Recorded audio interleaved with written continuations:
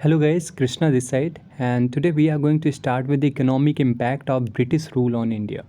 So before we begin, I would like to say something here. देखिए, अगर आप ये लेक्चर देख रहे हो तो मैं पहले आपको बोलूँगा कि आप पहला लेक्चर देख लीजिए, जहाँ पे मैंने आपको द एडवेंट ऑफ यूरोपियन से लेकर के सारे गवर्नर जनरल तक का कवर करा रखा है। आप वो वीडियो देख लीजिए जिससे कि आपकी कनेक्टिविटी और फ्लो बना रहे, राइट, और रिकॉल करने में, रिवाइज़ करने में आसानी हो आपको। और साथ में इस वीडियो को देखें तो आई वुड से 1.25 पे करके देखें, जिससे कि आपका समय भी बचे और आपको अच्छे से समझ आएगा। ठीक है, सो आपका ज़्यादा समय न लेते हुए मैं स्टार्ट करता हूँ इस लेक्चर को। और आज ट्राई करेंगे कि सारी का सारा जो जितनी भी मॉडर्न हिस्ट्री अभी बची हुई है, कंप्लीट मॉडर्न हिस्ट्री आज ही ख़त्म कर देते हैं। ठीक है, I would try my level best कि आज ही ये ख़त्म हो जाए, जस्ट बिकॉज कि 2 लेक्चर में आपको मॉडर्न हिस्ट्री रिवाइज़ करने को मिल जाए कंप्लीट। तो इसलिए शुरू करते हैं। सो impact of colonial rule on Indian economy देखते हैं। देखिए, डी इंडस्ट्रियलाइजेशन होता है भारत में 1813 में। उसके बाद हम इंटरमीडियरीज़ का इमरजेंस देखने को मिलता है। साथ में कॉमर्शलाइजेशन ऑफ एग्रीकल्चर जैसी चीज़ें देखने को मिलती हैं, जो कि हम इंडिगो रिवॉल्ट और ढेर सारी चीज़ें आगे पढ़ेंगे, राइट। इसमें दादा भाई नौरोजी जी का बहुत ज़्यादा इंपॉर्टेंट रोल देखने को मिलता है। दादा भाई नौरोजी जी, जिन्हें हम grand old man of India के नाम से भी जानते हैं, उन्होंने poverty and un British rule करके एक किताब लिखते हैं, ठीक है, जारी करते हैं, जिसमें कि वो ड्रेन ऑफ वेल्थ थ्योरी को बहुत अच्छी तरीके से एकदम हाईलाइट करके प्रस्तुत करते हैं। ठीक है, जो कि वो इंडियन जो हमारा वेल्थ था, टोटल एनुअल प्रोडक्ट था, जो that was actually being exported to the Britain for which India got no material in return. ठीक है, इंडिया से जो चीज़ें जाती थी बाहर ब्रिटेन पे, उसके रिटर्न में इंडिया को कुछ नहीं मिलता था। इसे ड्रेन ऑफ वेल्थ थ्योरी के नाम से बताया गया कि जो इंडिया के प्रोडक्ट्स थे, जो इंडिया के रॉ मटेरियल्स थे, वो सारे ब्रिटेन को जा रहे थे। अब ब्रिटेन से कुछ नहीं आ रहा था, ब्रिटेन से आ रहा था तो फिनिश्ड गुड्स आ रहे थे, जो आ करके इंडियन गुड्स, जो इंडियन रॉ मटेरियल्स को ब्रिटेन वाले लेते थे, ठीक है, अंग्रेज़ लेते थे, वहाँ से फिनिश गुड में कन्वर्ट करके इंडिया को ही बेचते थे और फिर इंडिया के पैसे लेकर के जाते थे। जस्ट आप समझिए उस समय की कंडीशन क्या रही थी, right. And apart from that, sir Syed Ahmed Khan even did not believe in this theory. और हमारे ही जो नेता रहे, हमारे जो भारत के ही लोग रहे, वो इस थ्योरी पे ही बिलीव नहीं कर रहे थे। तो अब समझिए कि मतभेद जो है, जो आपके पॉलिटिकल डाइवर्जेंस थे, जो आप ये कह सकते हैं, जो आपकी विचारधाराएं थी, तब भी वो वैसे ही थी जैसे आज देखने को मिलता है। ठीक है, होम चार्जेस की बात करें तो it was an important component of the drain of wealth of India, and it consisted of the funds to support the Indian offices in London, plus funds used to pay salaries and pension of the British personnel engaged in India, plus interest on debt and other capital investments like railways। ठीक है, तो ये home charges करके जो terms आपको पढ़ने को मिलता है, देखने को मिलता है, ये एक प्रकार से ड्रेन ऑफ वेल्थ थ्योरी का ही पार्ट था, कंपोनेंट था। ठीक है, इसमें हमने देखने को मिलता है कि जो भी इंडियन ऑफिसेज थे लंदन में, जो वो उसको सपोर्ट करते थे, उसके लिए भी फंड्स यहाँ से जाता था। Funds use to pay the salaries and pensions of the British personal who are actually engaged in India. ठीक है, जो ब्रिटिश पर्सनल्स थे, जो कि भारत में रह करके अपनी जॉब कर रहे थे, उनको भी जो उनकी सैलरीज थी, जो उनकी पेंशन थी, वो भारत के पैसों से दी जा रही थी। ठीक है, interest on debt and other capital investment like railways, ये जितने भी रेलवेज़ हैं, रोड है, ट्रांसपोर्ट है, जो कुछ भी था उस समय, ठीक है, उसका जो कर्जा था, डेट था, जो अदर कैपिटल इन्वेस्टमेंट्स होते थे, लोन लेना, ये सारी चीज़ें, आप कहीं से भी कुछ भी कर रहे हो, वो भारत के पैसे से कर रहे हो। एंड वेरियस इकोनॉमिक क्रिटिक देखने को मिलते हैं इस दौरान, जैसे कि गोपाल कृष्ण गोखले जी के बारे में हम जान सकते हैं, और इन्हें जी के गोखले इन शॉर्ट में बोलते हैं, जो कि गांधी जी के पॉलिटिकल गुरु के नाम से भी जाने जाते हैं। ठीक है, आप ये भी पॉइंट याद रखिएगा। एम.जी. रनादे जी को जानते हैं, जी सुब्रमण्यम अय्यर जी को जानते हैं, आर.सी. दत्ता, जी.वी. जोशी, ये एक इम्पोर्टेंट नाम है जिनको आप इकोनॉमिक क्रिटिक के रूप में जानते हैं, और इन्हें भूलिएगा नहीं, कभी कभी पूछ लेता है। ठीक है, अब लैंड रेवेन्यू सिस्टम्स के बारे में हम पढ़ते हैं। The British government introduced different land revenue system in a different part of India, which actually led to the creation of different classes in the Indian peasantry। ठीक है, लैंड रेवेन्यू सिस्टम लाया गया ब्रिटिश के द्वारा, ठीक है, जो कि डिफरेंट पार्ट्स ऑफ इंडिया में देखने को मिलता है। और इससे क्या होता है, डिफरेंट क्लासेस जनरेट हो गई, प्रोड्यूस हो गए इंडियन पेजेंट्री में, ठीक है। इंडियन जो कृषि थे, इंडियन ज़मींदार थे, उसमें डिफरेंट क्लासेस देखने को मिलने लगती हैं। जैसे कि पहला इसमें परमानेंट सेटलमेंट है, जो कि इम्पोर्टेंट है, आप ध्यान रखिएगा। इसे हम इस्तेमरारी, जागीरदारी, मालूगुजारी और बिस्वेदारी भी बोलते हैं। ये परमानेंट सेटलमेंट कब आता है, कौन लाता है, इसके बारे में हम देख लेते हैं। By Lord Cornwallis, it was actually introduced by Lord Cornwallis in 1793 AD, right. 1793 में लॉर्ड कॉर्नवालिस द्वारा ये इंट्रोड्यूस किया जाता है। ये भारत का 19% एरिया कवर करता है, ठीक है। And it was also a kind of agreement between the British and landlord. ये लैंडलॉर्ड जो होते थे और ब्रिटिश जो होते थे, उनके बीच में एक प्रकार से एग्रीमेंट होता था, जो परमानेंट सेटलमेंट कहलाता था। बंगाल, बिहार, उड़ीसा और बनारस का जो, उत्तर प्रदेश का जो वाराणसी है, ये सारा जो एरिया आता है ना, वो परमानेंट सेटलमेंट के अंदर आ जाता है, जो कि कवर करता है 19%, right. And like many zamindar who refuses to issue the pattas because there were no official checks on the zamindar, ठीक है। तो बहुत ऐसे ज़मींदार भी थे जिन्होंने पट्टा इशू करने के लिए, जब उनको पट्टा देना होता था अपनी ज़मीन का, तो वो मना कर देते थे, जस्ट बिकॉज कि कोई ज़मींदार पे चेक करने वाला नहीं था, उन पे नज़र रखने वाला नहीं था, कोई ट्रांसपेरेंसी नहीं थी उस समय। तो ये सारी चीज़ें देखने को मिलती हैं। रैयतवारी सिस्टम के बारे में देखते हैं तो थॉमस मुनरो, अलेक्जेंडर रीड के बारे में आप इनको भूलिएगा नहीं, जस्ट बिकॉज कि 1820 में इनके द्वारा ही रैयतवारी सिस्टम लाया जाता है। यह 51% मतलब 51% ऑफ ब्रिटिश इंडिया को ये कवर करता है। ब्रिटिश रूल में जो इंडिया थी उसका 51% एरिया कवर करता है। यहाँ पे जो रैयतवारी है, वो रैयत जो है वो फार्मर कहलाता है, और फार्मर को एक काइंड ऑफ ओनरशिप डायरेक्टली दी जाती है इसमें। अभी ऊपर जो था वो मीडिएटर था, लैंडलॉर्ड था, एंड देन किसान आता है।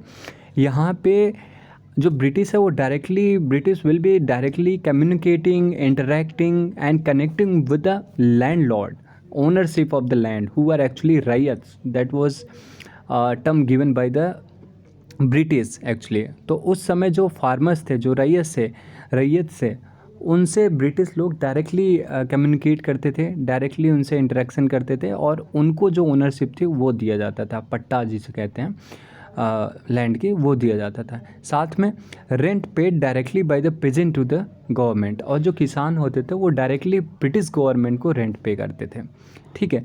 And land were also surveyed and assessed before being taxed. और इस समय एक अच्छी चीज़ होती थी कि जब वो टैक्स लगाते थे उनके ज़मीन पे, तो उससे पहले वो सर्वे करते थे, एसेस करते थे, सारी चीज़ें देखते थे, तब टैक्स लगाते थे, ठीक है।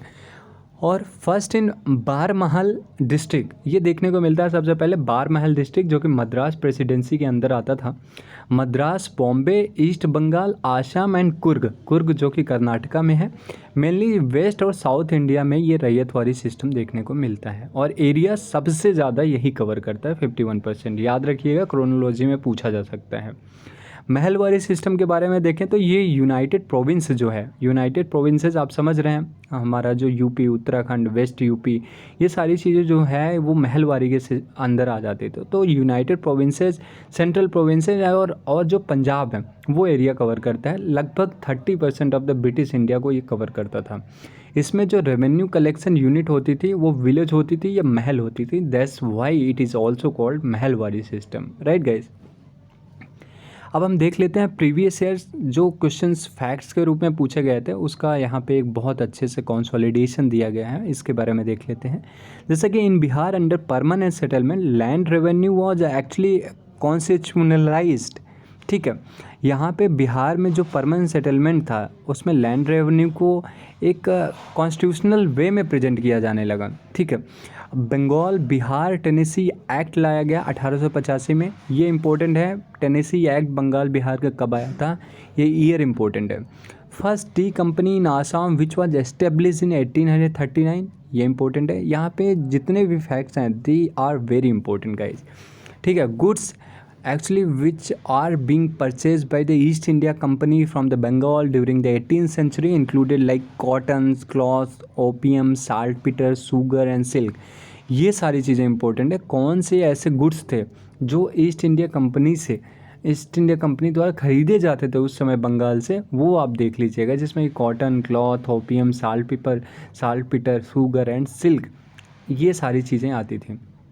और इम्पीरियल प्रेफरेंसेस में देखें, which was actually applied for special privileges on the British imports in India. लो, जो ब्रिटिश इंपोर्ट होता था, ब्रिटिश के जो सामान, मतलब जो इंग्लैंड से जो सामान आते थे, उसे इम्पीरियल प्रेफरेंसेस दिया जाता था। ये भी एक अलग ही हिपोक्रेसी देखने को मिलती थी तब। During the British rule, preference was given to the rich to invest in land, therefore no independent development of industries at that time. British rule के समय पे क्या होता था, जो ब्रिटिश रूल का प्रेफरेंस होता था वो रिच को दिया जाता था। मतलब वो रिच को प्रेफरेंस देते थे कि आप आइए और जो भी ज़मीन है, इंडियन लैंड्स जो है, उस पर इन्वेस्ट करिए, राइट। और impact of industrial revolution on India देखने को मिलता है। New machines were invented and chief handicraft product were actually converted into Indian handicraft were ruined. और ये सारी चीज़ें प्रोड्यूस की जाने लगी, और इंडियन हैंडीक्राफ्ट्स जो थे, जो हमारे इंडियन हैंडीक्राफ्ट्स थे, उनको ये बर्बाद कर देते हैं। जो इंडस्ट्रीज़ होती है, अभी हमने पढ़ा था ना डी इंडस्ट्रियलाइजेशन, वो इसी का हिस्सा होता है, ठीक है। यहाँ पे औरंग और बनियान करके दो टर्म है जो कि पहले ही पूछा जा चुका है और बहुत इंपॉर्टेंट है। औरंग का यहाँ पे सिंपल मतलब होता है a place where goods are actually collected before being sold, ठीक है। जैसे आज के टाइम पे इन्वेंट्री बोलते हैं, उस तरह से आप समझ लीजिएगा। एंड बनियान को बोलते हैं Indian agent of the east India company. अब मैं आपको एक ट्रिक बताता हूँ। औरंग का कहने का मतलब ये है कि औरों से अलग, औरंग, ठीक है, ऐसे आप याद कर लीजिए। औरों से अलग कहने का मतलब ये है कि जो भी चीज़ आपकी डिस्पैच की जा रही है वो मार्केट में रखी जा रही है, और जो चीज़ें डिस्पैच नहीं की जाने वाली है वो आपका इन्वेंट्री में रखा गया है। इस तरह से आप ये समझ लीजिएगा। और दूसरी चीज़, बनियान जो है, बनियन, इसमें एन को साइलेंट करिएगा तो बनिया आ रहा है, बनिया। Indian agent of the east India company, ये एक मतलब ईस्ट इंडिया कंपनी के एक काइंड ऑफ एजेंट होते थे। मतलब आप समझिए, east India company was the main source of income. और इनकम सबसे ज़्यादा किनके पास होती है, आप समझ सकते हो कौन सबसे ज़्यादा व्यापार करते हैं, ये बनिया कैटेगरी के लोग, ठीक है। कोई ऑफेंड नहीं होइएगा, just it is a kind of mnemonics कि आपको याद रह सके। और मिरासीदार के बारे में जानते हैं, who was actually designated revenue payer to the state, आप ये भी देख लीजिएगा। With the enforcement of the Saint Helena Act of 1833 which was also known as the Government of India Act 1833, ठीक है। अब ये सेंट हेलेना एक्ट का इन्फोर्समेंट होता है 1833 में, जिसे गवर्नमेंट ऑफ इंडिया एक्ट भी बोलते हैं, ये याद रखिएगा। The process of deindustrialization was actually aggravated as it ended the activities of the British East India Company as a trade body and it became a purely administrative body। तो कब ये उनका जो ब्रिटिश ईस्ट इंडिया कंपनी थी, जो as a trade body पहले काम करती थी, कब उसे ख़त्म किया गया, 1833 में ख़त्म किया गया, आप ये याद रखिएगा। और उसके बाद से वो प्योरली एडमिनिस्ट्रेटिव बॉडी, जो एक प्रशासनिक संस्था होती है, उस तरह से वो कन्वर्ट हो गई और काम करने लगी, ठीक है। दादा भाई Naoroji, who actually established the London India Society in 1865, was the first Indian who was elected to the British House of Commons on the Liberal Party ticket. Plus, he also propounded the drain of wealth theory, जैसा कि हमने ऊपर पढ़ ही रखा है इसके बारे में। साथ में आपको ये इंपॉर्टेंट चीज़ ध्यान रखना है कि लंदन इंडियन सोसाइटी जो है वो 1865 में किसके द्वारा इस्टेब्लिश की जाती है, दादा भाई नरोजी जी द्वारा। और दादा भाई नरोजी जी ही पहले ऐसे इंडियन थे, ठीक है, जिन्हें ब्रिटिश हाउस ऑफ कॉमन्स में चुना जाता है, ठीक है, और जो कि लिबरल पार्टी की ओर से उनको टिकट मिला था। And Karl Marx considered that British economic policy in India were disgusting in India and the total percentage of the central revenue spent on the military force in British India was 40%। ये भी question पूछा गया है UPPCS में, कितना percent military forces के लिए investment जाता था ब्रिटिश ईस्ट इंडिया कंपनी में, 40% जाता था। जो कार्ल मार्क्स हैं, उन्होंने ब्रिटिश इकोनॉमिक जो पॉलिसीज़ थी वो इंडिया में उन्होंने बोला था कि वो डिस्गस्टिंग थी, ठीक है गाइस। तो ये जो स्टेटमेंट्स हैं इसको याद रखिएगा। और 40% के करीब जो हमारा सेंट्रल रेवेन्यू होता था वो मिलिट्री फोर्सेस के लिए स्पेंड किया जाता था। ठीक है, अब हम देख लेते हैं बहुत important, the revolt of 1857। Basically guys इसको आपने पढ़ रखा होगा। यहाँ पे मैं सेंटर ऑफ रिवोल्ट और लीडर्स के बारे में बात करूँगा। ये जो डेट है ये मोस्टली बहुत कम जगहों पे देखने को मिलता है कि वो पूछे। ठीक है, आपको बस रिवोल्ट ऑफ 1857, उसके लीडर कौन थे, इसके बारे में देख लीजिएगा। कब शुरू हुआ, कब ख़त्म हुआ, ये बहुत कम पूछा जाता है। ठीक है, आपको पता होना चाहिए कब कहाँ हुआ, इसके लीडर कौन थे, कौन लीड कर रहा था, दैट्स इट। तो शुरू करते हैं। सेंटर ऑफ रिवोल्ट के बारे में देखें तो दिल्ली जो था, दिल्ली में लीडर कौन था, बहादुर शाह द्वितीय थे। ठीक है, बख्त खान थे, हाकिम थे, हसन उल्लाह फिरोज़ थे। और लखनऊ में कौन थे, जिसे अवध प्रांत भी बोलते हैं, बेगम हज़रत महल देखने को मिलता है यहाँ पे, बिरजिस कादिर देखने को मिलते हैं। ठीक है, झांसी में हम सबको पता ही है रानी लक्ष्मीबाई, तात्या टोपे जी थे। कानपुर में नाना साहब, पेशवा तात्या टोपे जो कि कमांडर इन चीफ हुआ करते थे उस समय नाना जी के। अजीमुल्लाह खान जो कि एडवाइज़र थे नाना जी के, and who was also known as Kranti Doot. ठीक है, अजमुल्लाह खान को क्रांति दूत के नाम से भी जानते हैं। ये इंपॉर्टेंट पॉइंट है, आप ध्यान में रखिएगा। इलाहाबाद में कौन थे हमारे, मौलवी लियाकत अली जी थे। आसाम में दीवान मनी राम दत्ता थे। जगदीशपुर में ज़मींदार कुंवर थे। ठीक है, इस तरह से ये आप देख लीजिएगा जो कि इम्पोर्टेंट है। बिहार में ये कुंवर सिंह ही जो हैं वो बिहार में थे। ठीक है, अब यहाँ पे देख लेते हैं शॉर्ट में जो प्लेसेस थे, लीडर्स थे। दिल्ली में जनरल बख्त खान, लखनऊ में बेगम हजरत महल, कानपुर में नाना साहब, झांसी में रानी लक्ष्मीबाई, बरेली में खान बहादुर, आरा बिहार में कुंवर सिंह, फैज़ाबाद में मौलवी अहमदुल्ला और बागपत यूपी में शाह महल। ठीक है, और प्रीवियस ईयर क्वेश्चंस देखें इसमें जो पूछे गए हैं अभी तक, जो फैक्ट्स के रूप में आप रिकॉल कर सकते हैं, रिवाइज कर सकते हैं, उसके बारे में देख लेते हैं। The new Enfield rifle was greased cartridge introduced in British Indian Army, I would say, and that is actually being introduced in 1856, and this became an immediate cause of the first independence struggle of India in 1857. ठीक है, जो कि एक पहला reason बनता है, first immediate cause बनता है, जो कि हमारा रिवोल्ट जो होता है 1857 उसमें, जिसे बाद में बहुत सारे जो हिस्टोरियंस हैं, जो राइटर्स हैं, जो क्रिटिक्स हैं, इसको अलग अलग नाम से जानते हैं। On 29th March 1857, soldiers of the Barakpur refused to use the fat-containing cartridge, and Mangal Pandey, the sepoy of 34th Bengal Native Infantry, attacked and killed Sergeant Major of his unit at Barakpur. Mangal Pandey ji जो थे, इनके, अब देखो मंगल पांडे के बारे में कुछ भी पूछ सकता है तो आपसे ये पूछ सकता है कि वो कौन से इन्फेंट्री के सिपाही थे। तो 34th बंगाल नेटिव इन्फेंट्री के सिपाही थे। सिपाही मतलब सिपाही पुलिस। ठीक है, तो इस तरह से आप इनके बारे में जानिएगा, जिन्होंने वहाँ के जो मेजर थे उनको मार दिया था बैरकपुर में। ठीक है, लेफ्टिनेंट जनरल जो थे वहाँ पे, sir John Bennett हार्से, was actually commanding officer during the revolt of 1857 in the Barakpur. The first war of independence was actually started from Meerut. Sepoy refused to use the new rifle cartridge and revolted openly. They left the Meerut and moved to Delhi Red Fort. ठीक है, सबसे पहले देखने को मिलता है, जैसे कहते हैं नहीं कि चिंगारी कहाँ से देखने को मिलती है, तो मेरठ थी। तो यहाँ से ये सारी चीज़ें शुरू होती हैं। जो यहाँ पे सिपाही लोग होते हैं वो मना कर देते हैं कि जो जस्ट बिकॉज कि गाय की चर्बी और सुअर की चर्बी से ये बने होते थे, जो भी कैटरेज आपको देखने को मिलते थे राइफल में, तो इसलिए गाय हमारी जो है माता के समान हुआ करती थी। ठीक है, तो हिंदू मुस्लिम जो थे वो उनको काइंड ऑफ इस बेसिस पे एक काइंड ऑफ यूनिटी देखने को मिलती है, जहाँ पे जो भी ऑफिसर्स थे, जो भी हमारे पुलिस में थे लोग, जो भी सिपाही थे, सब लोग रिवोल्ट छेड़ देते हैं इसके प्रति। ठीक है, they left the Meerut and move to Delhi. वो मेरठ को छोड़ के दिल्ली आ जाते हैं सब रिवोल्ट में, सब एक साथ दिल्ली का बोलते हैं कि चलो दिल्ली चलो करके बोलते हैं। ठीक है, The symbol of the 1857 independence was the chapatis, that is bread, and red lotus. ये इंपॉर्टेंट है, अब पूछा भी गया है कि जो 1857 का सिंबल था, इंडिपेंडेंस स्ट्रगल का जो सिंबल था वो क्या था, तो उस समय रोटी था और लाल कमल था। ठीक है,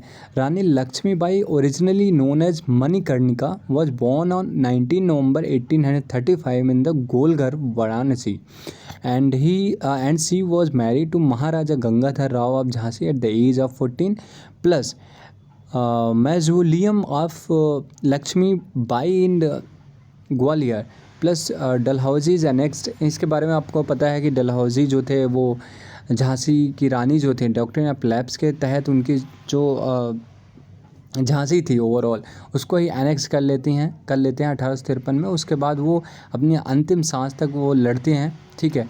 और उस समय वहाँ पे जो ब्रिटिश काइंड ऑफ कमांडर आप कह सकते हैं वो ह्यूज रॉस थे। ह्यूज रॉस सेड कि उन्होंने देखा, ह्यूज रॉस ने बोला कि जब उनकी डेथ हुई तो actually huge Ross said on her death sleeping beauty is the only man among all Indian rebel leader.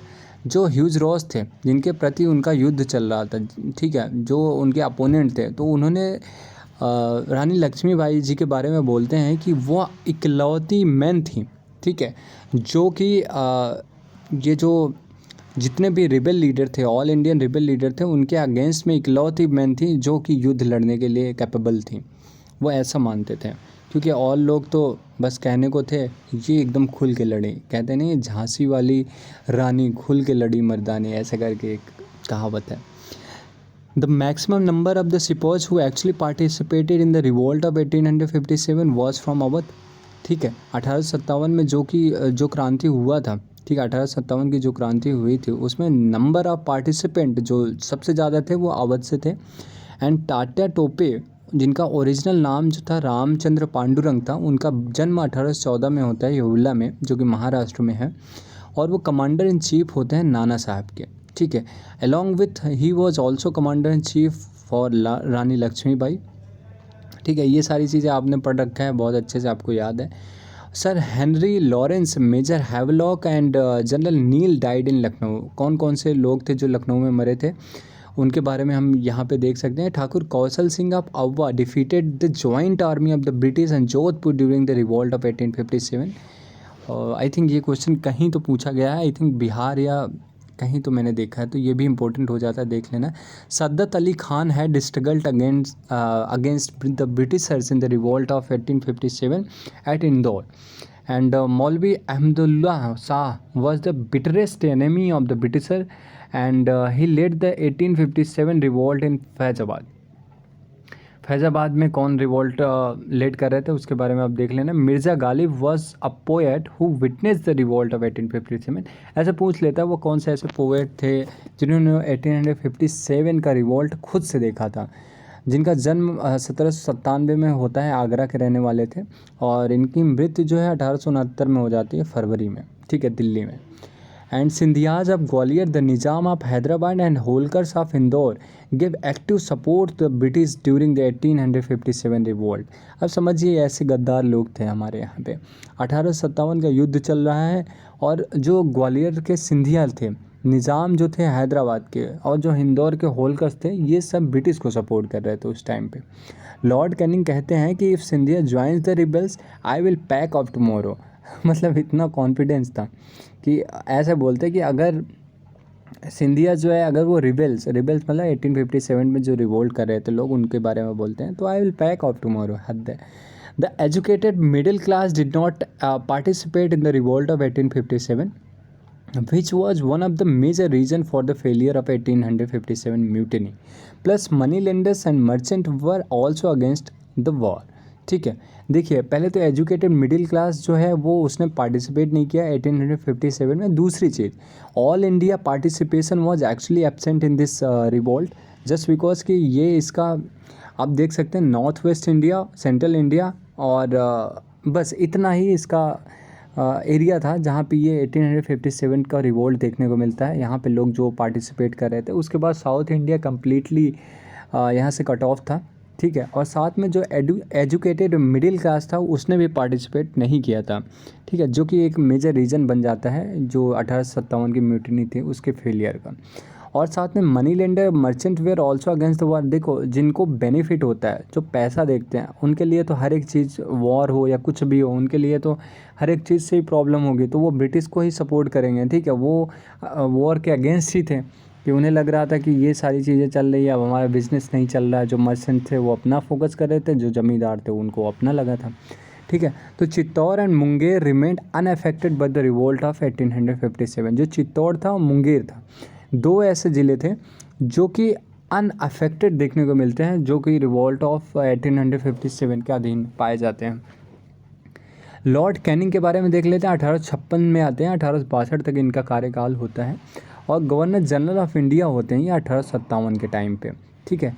इन्होंने इलाहाबाद को इमरजेंसी हेडक्वार्टर बना दिया था 1857 में, और ये last governor general of the company होते हैं इंडिया में। उसके बाद पहले वाइसरॉय यही बनते हैं, ये इंपॉर्टेंट है, याद रखिएगा। और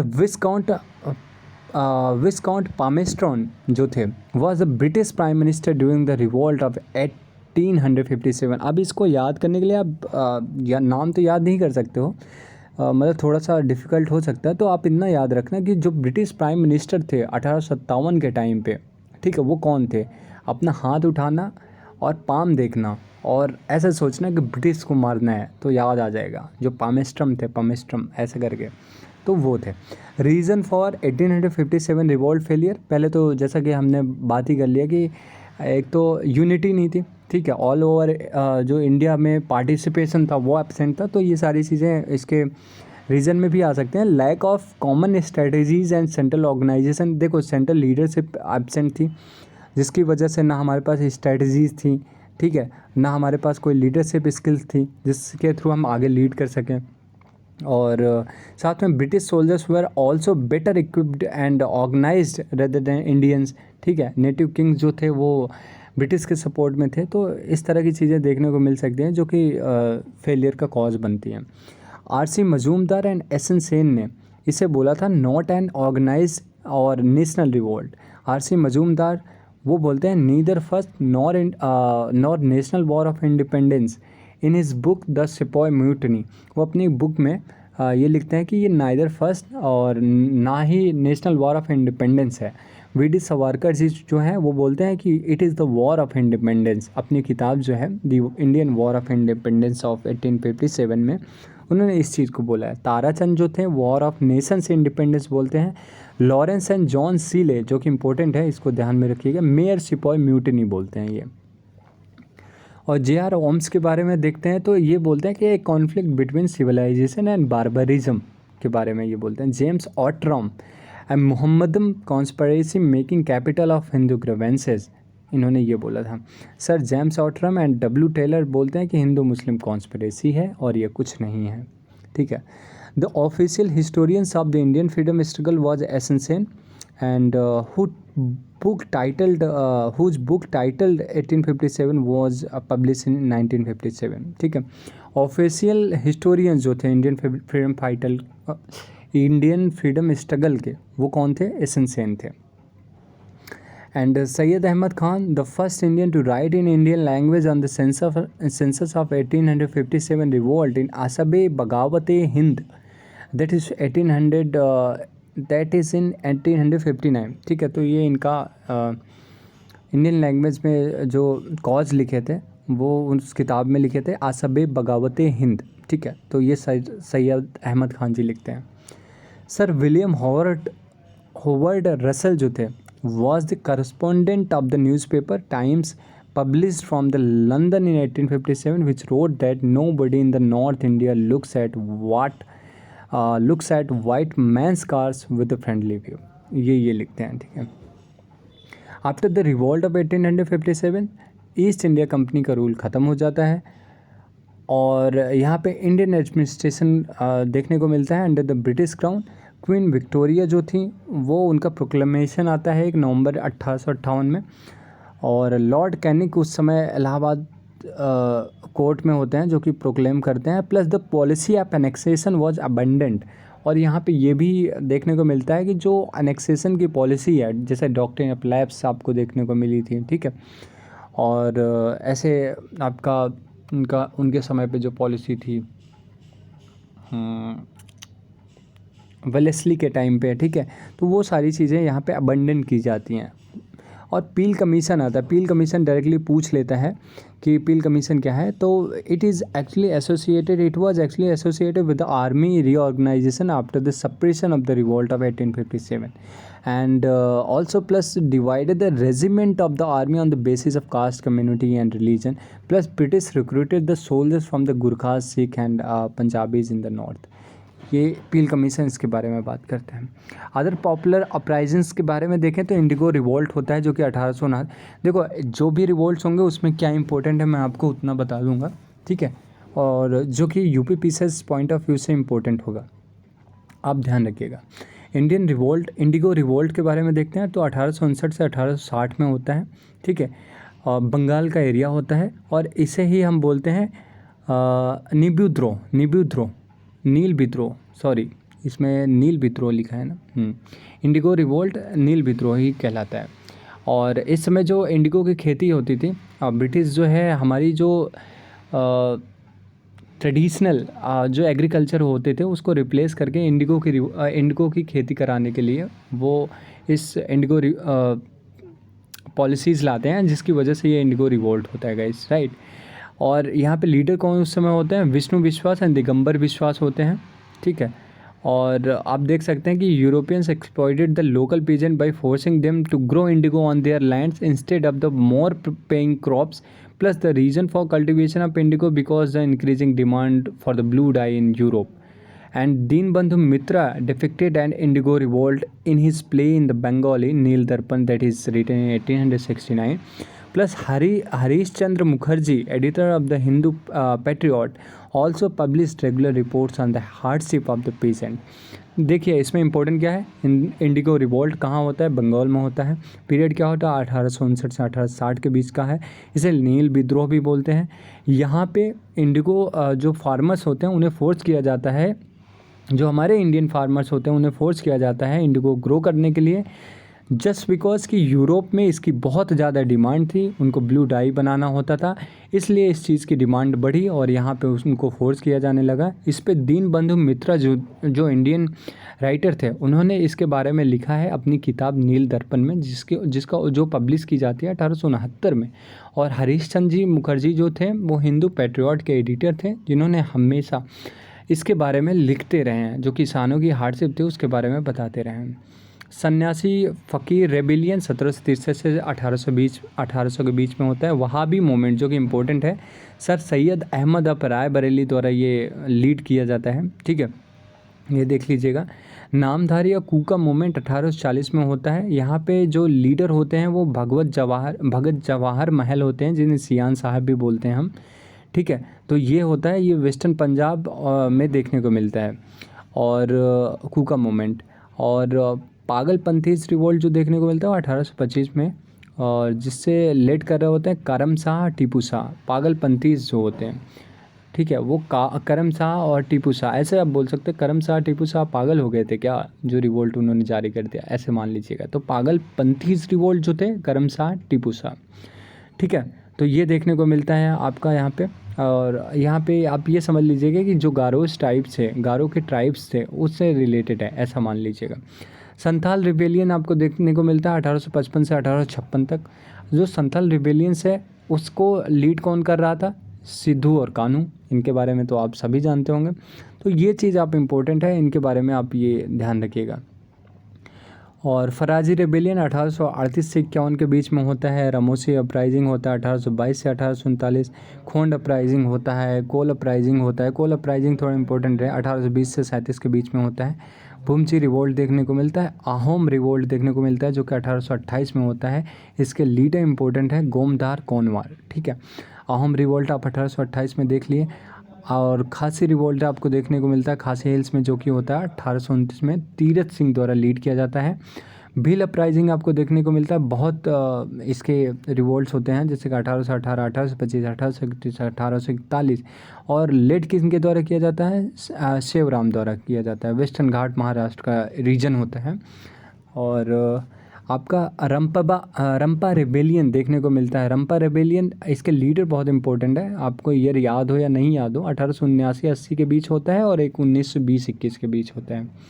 और जो लीडर होते हैं वो अल्लूरी सीताराम राजू होते हैं, ठीक है, अल्लूरी सीताराम राजू, तो भूलिएगा नहीं। रंपा रेबेलियन RR जो है वो कौन करता है, Alluri Sitaram Raju. Got it guys. और हो एंड मुंडा रेबेलियन 1820 से 27 में होता है, जो कि एरिया कवर करता है छोटा Nagpur plus Singhbhum reason.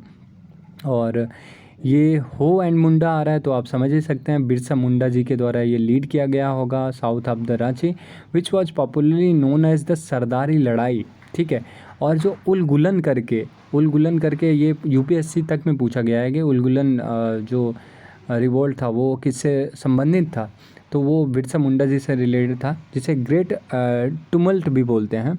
Most significant tribal revolt ever existed in India and plus Birsa Munda was also known as the Dharti Aba और the father of the earth, right. Birsa Munda ji को इनके नाम से भी जाना जाता है। क्रोनोलॉजी देख लेते हैं इंपॉर्टेंट रिवोल्ट्स का। अब देखिए इंपॉर्टेंट रिवोल्ट्स की क्रोनोलॉजी देखने का कहने का मतलब यह है कि आपको यहाँ से समझ आ जाएगा कि क्वेश्चन एक्चुअली पूछे जा रहे हैं कि नहीं पूछे जा रहे हैं। आपने ऑलरेडी प्रीवियस ईयर्स लगाए होंगे और आप समझ सकते हैं कि ये क्यों इम्पोर्टेंट है। ठीक है, तो यहाँ पे सिपाही म्यूटिनी देखने को मिलता है 1764 में, और उसके बाद आपको देखने को मिलेगा चुआर रिवोल्ट 1768 में। चुआर वेस्ट बंगाल में पड़ता है। सिपाही म्यूटिनी एट वेल्लोर 1806 में। कच्छ रिबेलियन 1819 से 31 में, और वगैरह अपराइजिंग 1818 में। कोल अपराइजिंग 1831 में। कूका रिवोल्ट अभी हमने पढ़ा 1840 से 72 में। जंतिया रिबेलियन 1860-63 में। डेक्कन रिवोल्ट 1875 में ड्यू टू द फेमाइन्स। और पबना पेजेंट रिवोल्ट बंगाल में 1879 से 80। ताना भगत मूवमेंट 1914, और कुकी रिवोल्ट 1917। मोपला रिबिलियन अभी हमने पढ़ा 1921 में। मोपला टेनेट्स जो थे, ठीक है, मुस्लिम्स वर जो टेनेट्स थे मुस्लिम थे, were agitated against the Hindu landlords. ठीक है, ये इस वजह से हुआ था। तेग भागा मूवमेंट 1946-47 में। एका मूवमेंट अवध में होता है 1921 में। ठीक है guys, the main purpose of the Bahariya Tal revolt was a demand for restoration of the Bakasht land. ठीक है, ये आप याद रखिएगा। Revolt of Diwan Velu Thampi in 1805 was a subsidiary alliance was imposed on the ruler of Travancore, Kerala by the Wellesley। इसलिए ये revolt छेड़ा जाता है। रामोसी कृषक जथा was founded by the Vasudev Balwant Phadke in 1845 to 1883, right guys.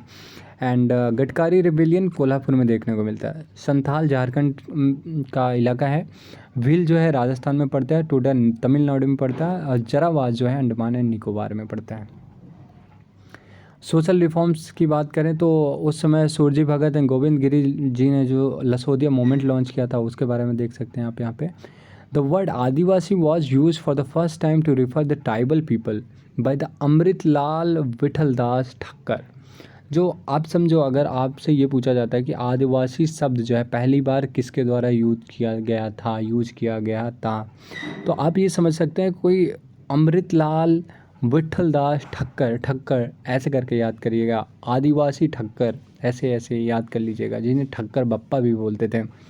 ठीक है, और इसके बाद हम देख लेते हैं development of education in India, right guys. तो हम एजुकेशन के विकास के बारे में देख लेते हैं कि क्या क्या विकास हुए during the time of British.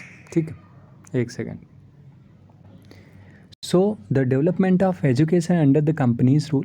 सबसे पहले हमें देखने को मिलता है कलकत्ता का मदरसा 1871 में। देखिए यहाँ पे जो टाइम पीरियड होगा वो बहुत इंपॉर्टेंट होगा, क्योंकि क्रोनोलॉजी में मैच द कॉलम में ऐसे ही पूछ लेता है कलकत्ता मदरसा किसके द्वारा बनाया गया और या फिर उसका टाइम पीरियड क्या था।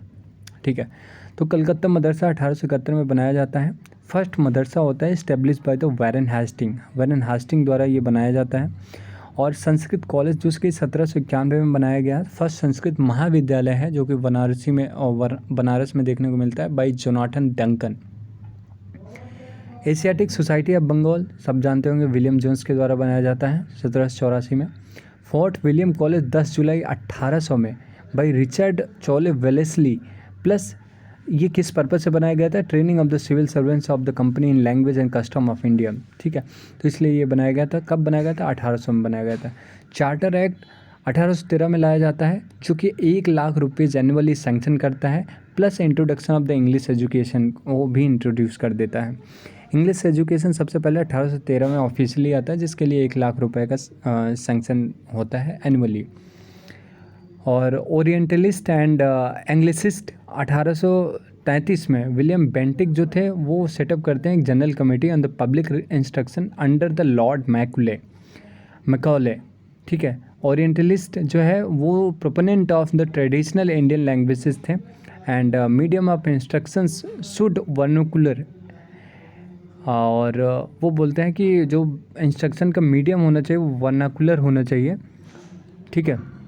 और लॉर्ड मैकुलम मिनट आता है 1835 में, बस इसको इतना ही याद रखिएगा। During the Lord William Bentinck promoted the English education and plus Western education through the vernacular medium at the primary level and through the English medium at the higher education level, known as the downward filtration theory. Education from the top of the bottom, that is from the higher class people to the lower classes or the general people, plus laid the foundation of the modern educational system.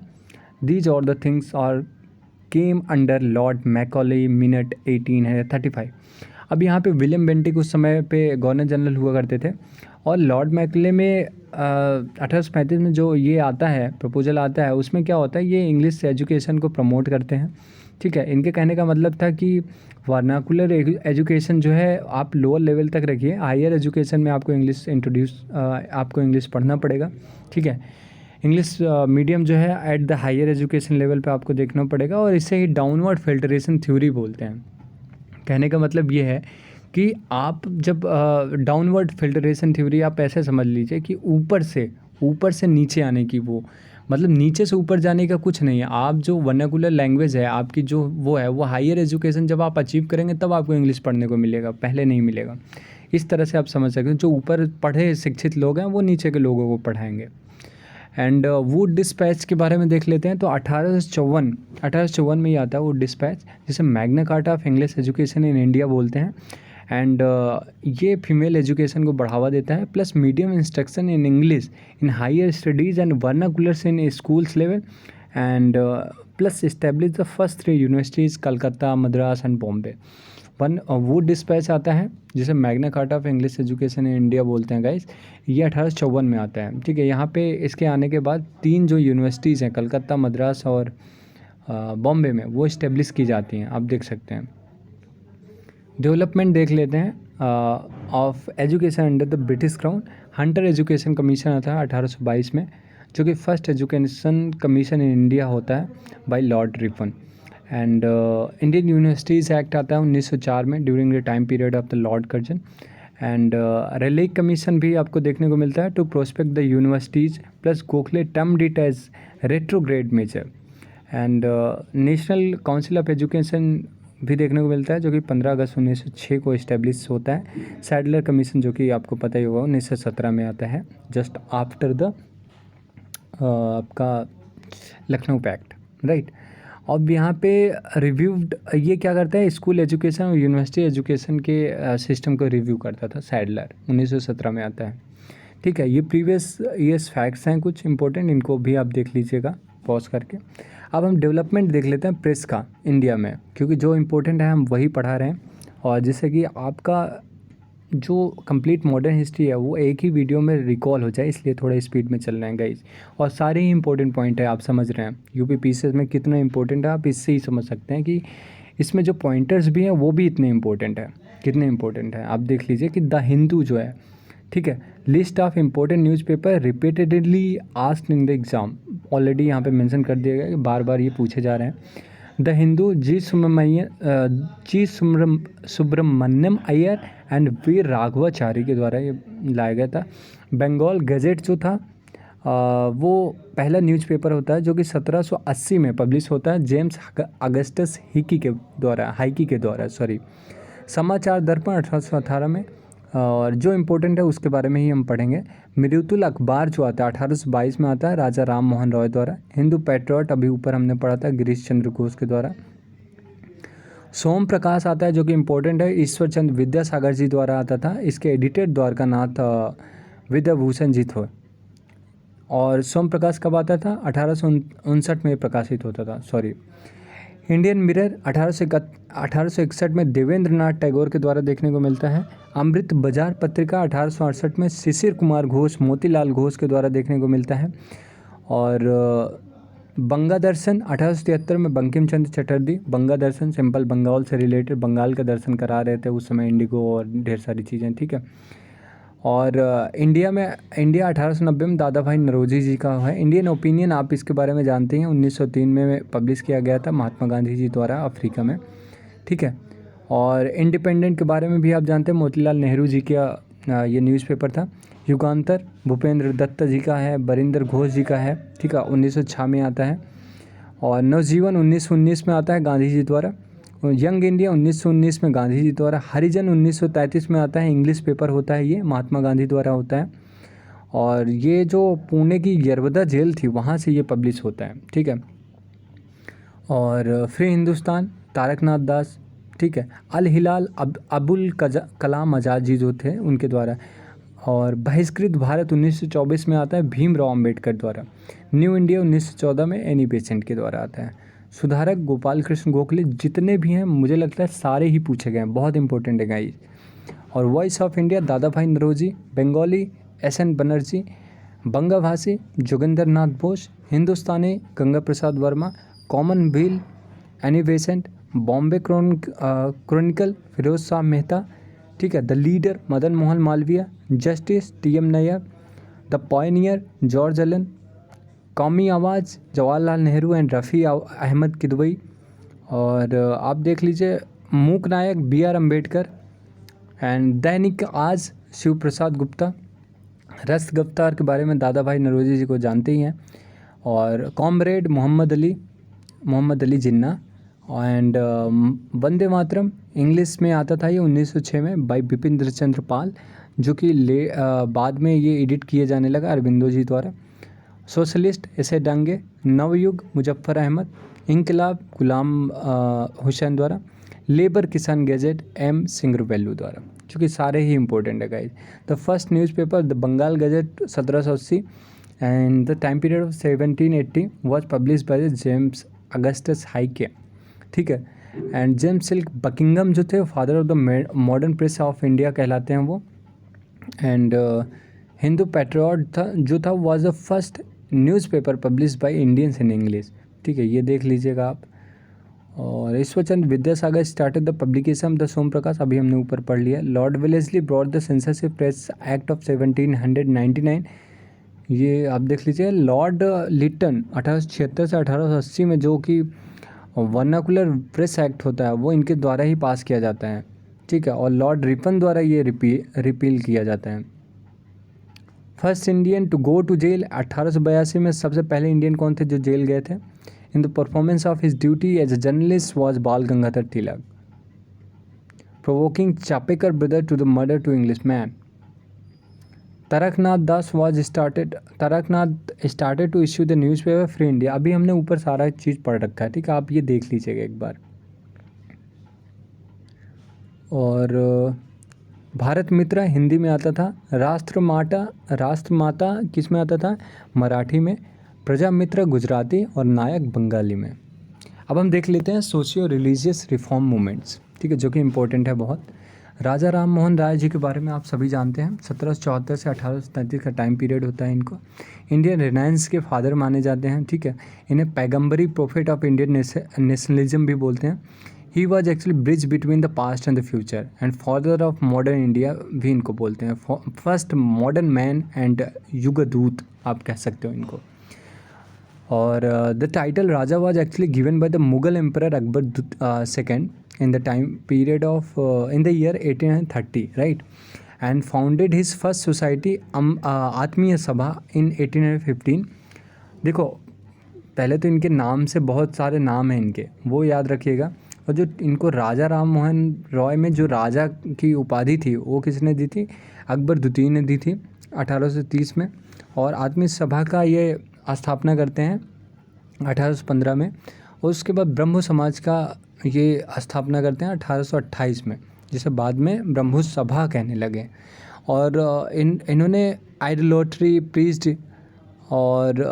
Universal worship, principle of monism जैसे चीज़ों पे को बढ़ावा दिया। जैसे इन्होंने मूर्ति पूजा को oppose किया, ठीक है। और उसके बाद मोनोथिज्म, भगवान एक हैं, ठीक है, वो इस चीज़ को बढ़ावा देने लगे।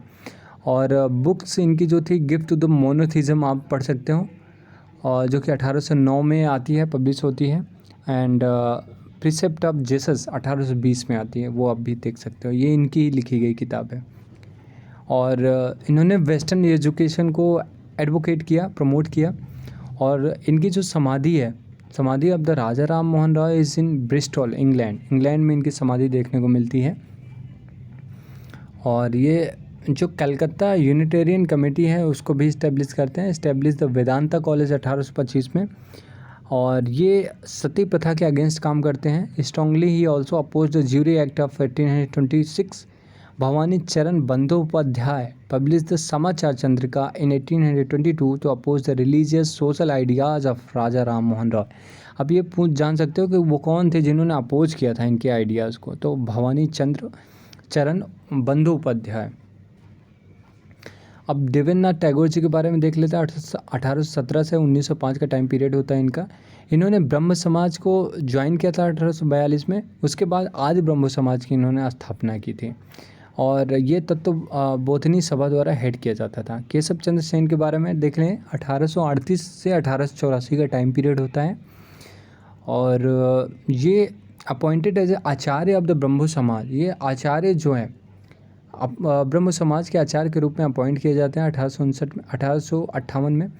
एंड ही ऑल्सो फाउंडेड ब्रह्म समाज ऑफ इंडिया। अभी देखो ब्रह्म समाज चला था, अभी ब्रह्म समाज ऑफ इंडिया अगर पूछेगा 1866 में फाउंड किया जाता है केशव चंद्र सेन द्वारा। स्वामी विवेकानंद जी के बारे में आप सब जानते ही हैं और इसके बारे में थोड़ा देख लेते हैं। उनका ओरिजिनल नाम नरेंद्र दत्त था और 1862 से 1902 के टाइम पीरियड तक ये रहते हैं। इन्होंने न्यू हिंदुइज़म के बारे में प्रीच किया।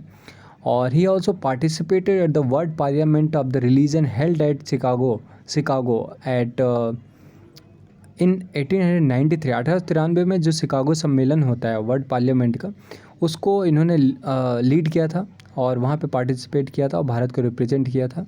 वहीं पे जो यूनिवर्सल टॉलरिज्म और आपका यूनिवर्सल एक्सेप्टेंस एंड टॉलरेंस के बारे में इन्होंने प्रीच किया था। बुक्स इनकी जो है राजयोग है, कर्म योग है, भक्ति योग है और ज्ञान योग है, ठीक है। तो ये सारी चीज़ें जो जितने भी योग जैसी किताबें पूछी जाए तो आप स्वामी विवेकानंद जी के बारे में एक बार रिस्क ले सकते हैं लगा के, जस्ट बिकॉज कि मोस्टली सही होगा क्योंकि सारी किताबें योग योग योग करके हैं। और इन्होंने रामकृष्ण मिशन जो कि 1897 में इनका एक मिशन था, उसको इन्होंने लॉन्च किया और फाउंड किया, ठीक है। सोसाइटी रामकृष्ण मिशन सोसाइटी जो थी उसको फाउंड करते हैं। दयानंद सरस्वती के बारे में देखें तो 1824 से 1883 के बीच में इनका टाइम पीरियड होता है। मूल शंकर इनका ओरिजिनल नाम होता है। इन्होंने आर्य समाज की स्थापना की होती है 1875 में और उसका हेडक्वार्टर मुंबई होता है, ठीक है। और हेडक्वार्टर ऑफ आर्य जो होता है समाज की वो लाहौर होता है गाइस, ठीक। एंड इन्होंने ही ये स्लोगन दिया था कि बैक टू द वेदास की ओर चलो, वेदों की ओर चले। इन्होंने ही ये स्लोगन दिया था, नारा दिया था। और according to the Annie Besant, Swami Dayanand was the first person who said India is only for Indian. Annie Besant की बात से उनके अनुसार देखा जाए तो इन्होंने बोला था कि जो स्वामी दयानंद जी जो हैं उन्होंने सबसे पहली बार बोला था कि India is only for Indians, Indians के लिए ही भारत है। Also known as Martin Luther King of India, इनको मार्टिन लूथर ऑफ किंग भी के नाम से भी जानते हैं भारत के। और इनकी जो कुछ किताबें प्रमुख हैं वो सत्यार्थ प्रकाश है जो कि ऊपर भी हमने देखा था, 1875 में पब्लिश होती है। अनफल्ड फ्रैग है 1967 में, ठीक है। पाखंड खंडनी पटगा है जो कि bank of Ganga river on the bank of Ganga river against the superstitions पे, ये जो सुपरस्टिशंस है उस पे किताब होती है। और Shuddhi movement was started by the Arya Samaj द्वारा शुद्धि मूवमेंट होता है। और he also said that the good government is no substitute for the self government. इन्होंने बोला था कि जो गवर्नमेंट है, गुड गवर्नमेंट का जो हम नारा दे रहे थे उस समय, वो सेल्फ गवर्नमेंट का कोई सब्सिट्यूट नहीं होता है। First to use the word swaraj, सबसे पहले किसी ने स्वराज शब्द यूज किया तो दयानंद सरस्वती के टाइम पे जो आर्य समाज था उसने किया था। और इन्होंने सबसे पहले हिंदी को as a national language treat किया था, डिक्लेयर किया था। ज्योतिबा फूले जी के बारे में देखते हैं जो कि इम्पोर्टेंट है। 1827 से 1890 में इनका टाइम पीरियड होता है और ये माली कम्युनिटी में जन्म लेते हैं महाराष्ट्र में, जो गार्डनर होते हैं।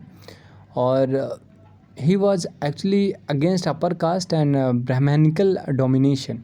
ये अपर कास्ट और जो ब्राह्मण का डोमिनेशन था उसके अगेंस्ट में थे। और ही ऑल्सो फाउंडेड द सत्य शोधक समाज इन 1873, जो कि अपलिफ्टमेंट था, एक काइंड ऑफ बैकवर्ड क्लास है, anti class movement in India, that is going to be happen in the Maharashtra region. एंड इनकी एक किताब थी गुलामगिरी और सार्वजनिक सत्य धर्म पुस्तक, ठीक है, जो कि इम्पोर्टेंट है। गुलामगिरी ज़्यादा इंपॉर्टेंट है, 1872 में आती है।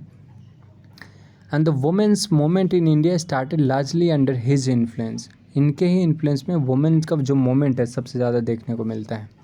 राजा Ram Mohan Roy was the purest form of Hinduism in contained in Upanishad, and Keshav Chandra Sen that Brahmavos should be made the religion of the world। इनका कहना है कि केशव चंद्र सेन जी बोल रहे हैं कि ब्रह्मवोस जो है वो made the religion of the world, world का रिलीजन बना दिया जाए। दयानंद सरस्वती जी कहते हैं कि identified Hinduism with the religion instituted इन वेदास, ये वेदास को प्रमोट करते हैं।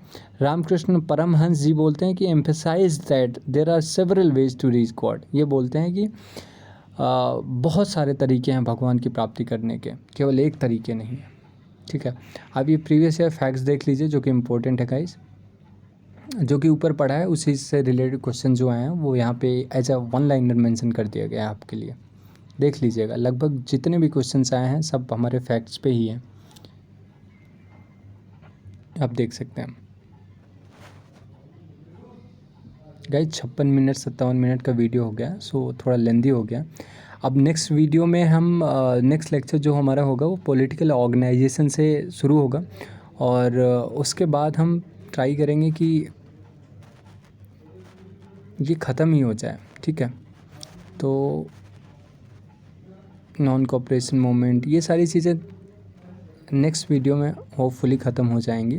तो आपको हार्डली 2 से 3 वीडियो ही देखने को पड़ेंगे, आपकी कंप्लीट मॉडर्न हिस्ट्री जो है पूरी की पूरी ख़त्म हो जाएगी गाइस। सो ठीक है, एंजॉय करिए, have a great day, thank you.